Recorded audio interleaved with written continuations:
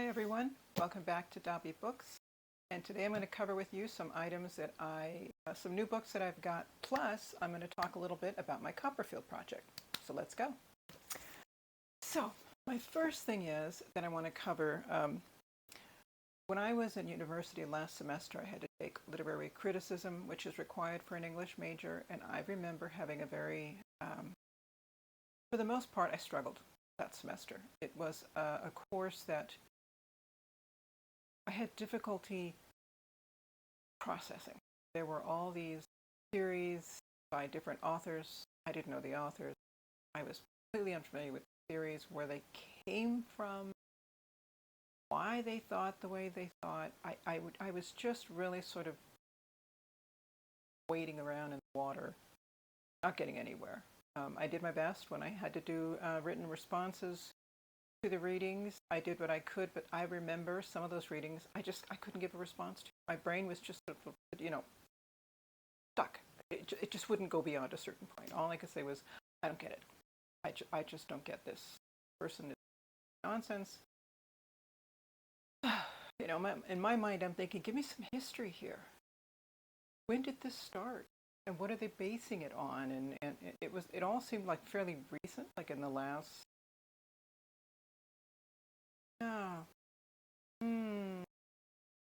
50 years maybe, probably longer than that.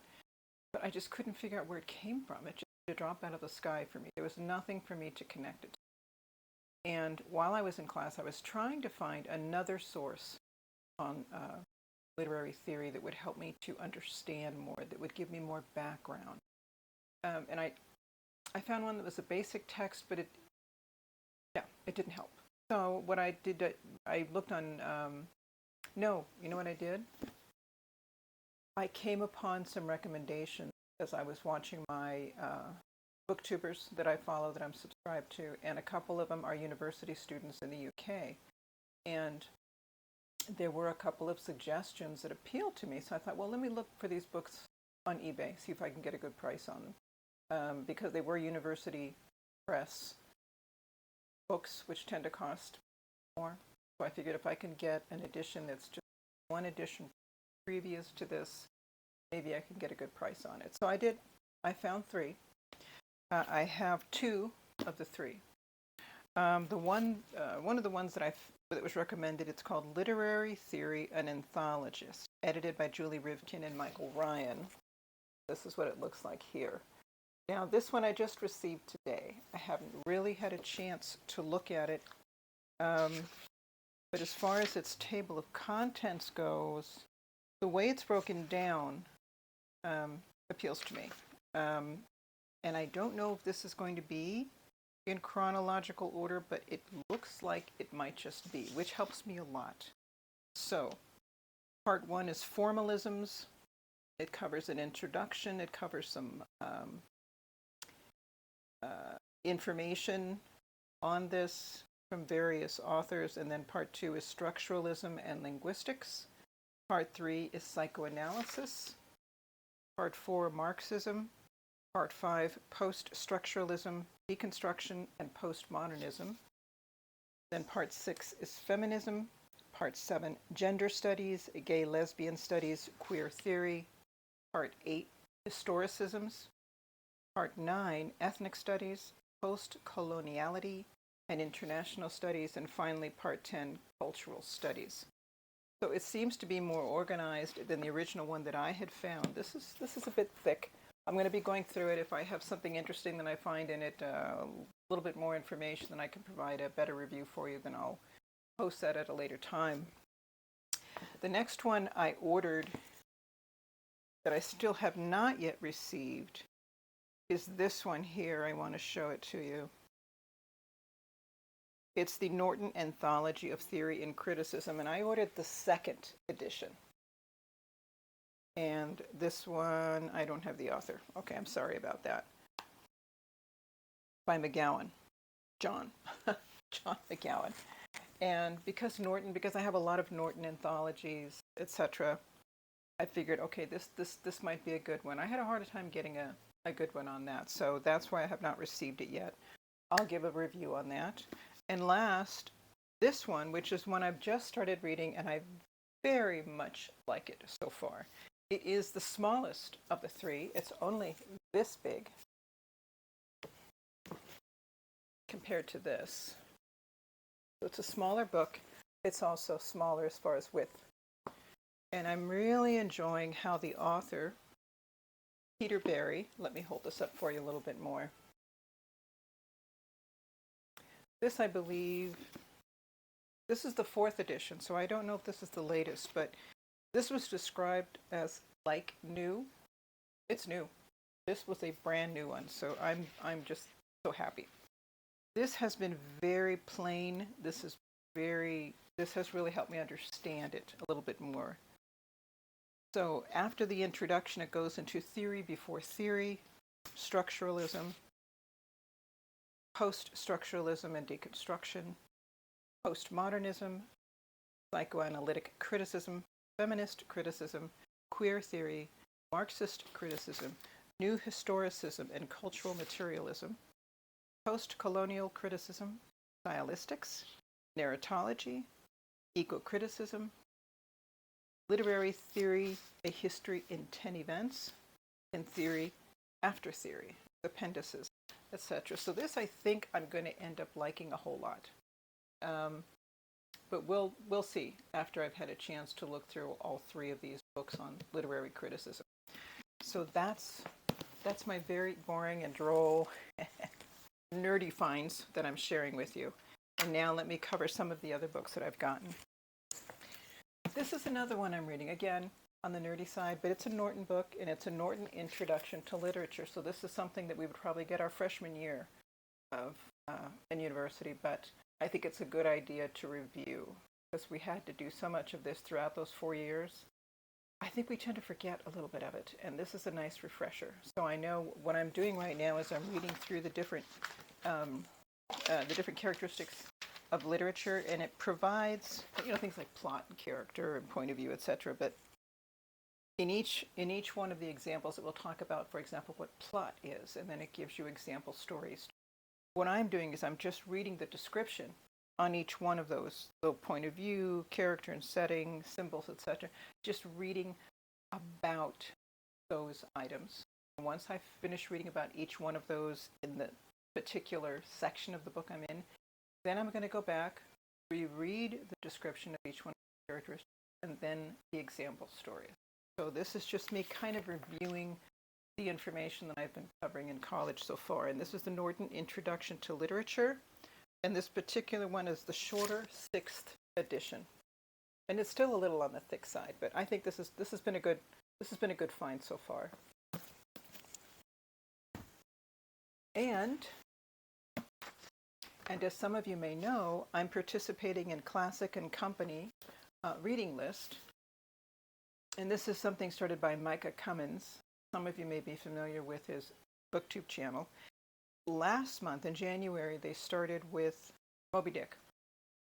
I missed that, so I couldn't participate. But now, since I have so much time, I'm on leave of absence for this semester, I want to stay motivated. I want to have something to look forward to. So I decided to participate in their next reading, which started yesterday or today. I think yesterday was the 16th, or today is the 16th.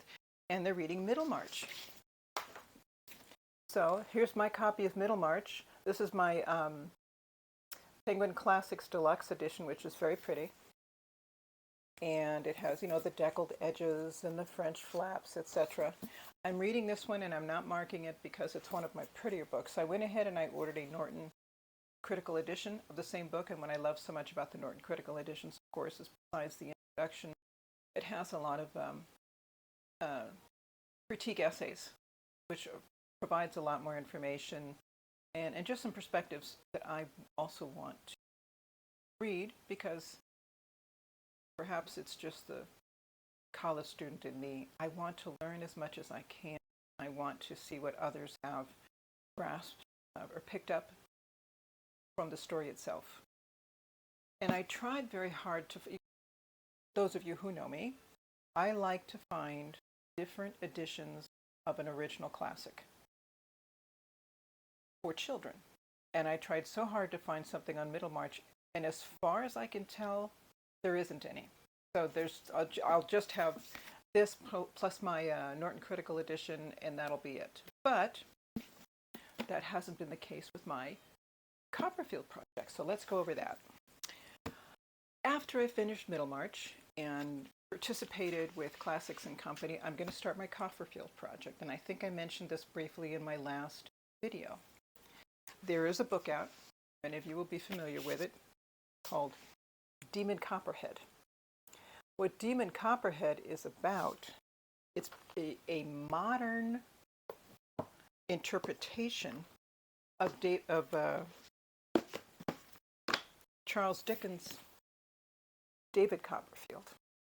So before I can read this and really appreciate it, I need to read the original. And I've never read David Copperfield, so I'm looking forward to this. It's a bit of a tome, but I can handle this. So after I finish with the Middlemarch, I'm going to read the original. Then I'm going to read the modern day, what would I call a modern day version of it.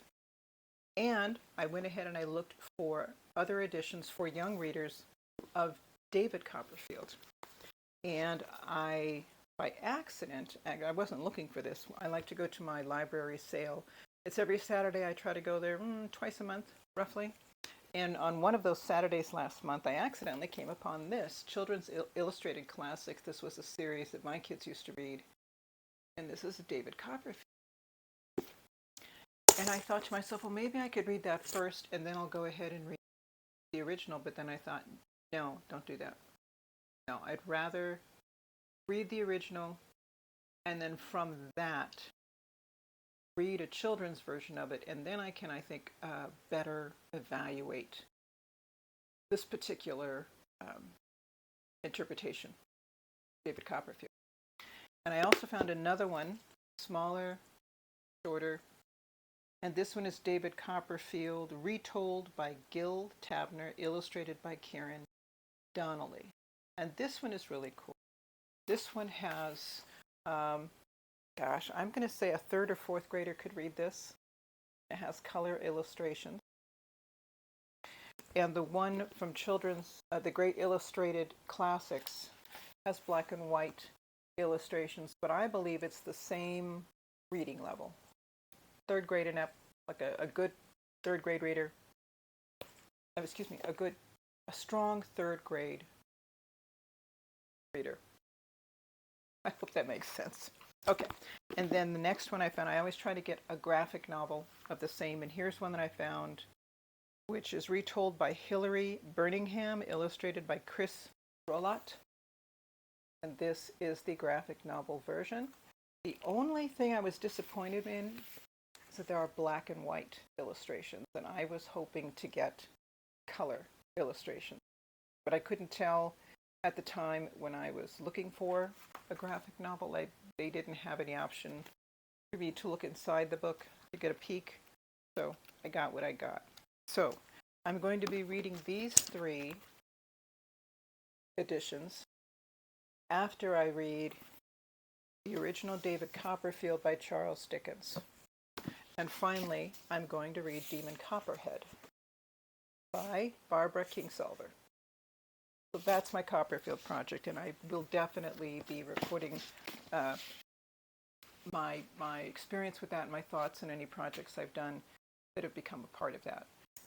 And last but not least, let me show you a book I got a couple of days ago, only because I'm watching the series. My husband and I are sitting down and watching 1 or 2 episodes per night.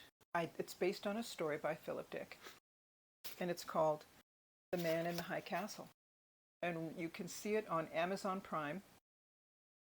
The series itself, if you haven't seen it, is just fantastic the way they put it together. The suspense, and you're just like, oh my gosh, it really was done very well. And this, coming from someone who has never read the original, but that was unintentional. But I think the series is very good. So you make your choice.